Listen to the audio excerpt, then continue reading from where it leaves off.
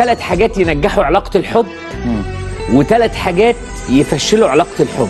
ال3 حاجات اللي يفشلوا علاقة الحب إن الحب ده يوجع، إن الحب ده يحسس البني آدم بعدم الأمان، إن الحب ده يخلي البني آدم يكره نفسه.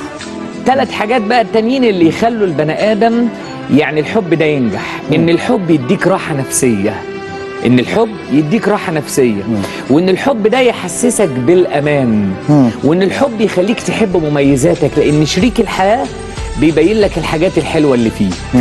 فأنانية الحب إن أنت عايز اللي قدامك يديك وانت ما تديلوش، يقول لك كلام حلو، يديك دعم، يديك وفي الاخر انت ما تديلوش. ده الانانيه، انك بتدور انك تاخد لكن ما بتدورش انك تدي. وده للاسف ما بعتبروش حب، لان العلاقه من الطرفين غير متساويه. 99% من فشل العلاقات الحب في المجتمع احد الطرفين بيدور انه ياخد من غير ما يدي، استنزاف خلاص. فاللي قدامك خلص، هيجي في وقت من الاوقات يقول لك انا خلصت، ما عادش عندي حاجه اديها.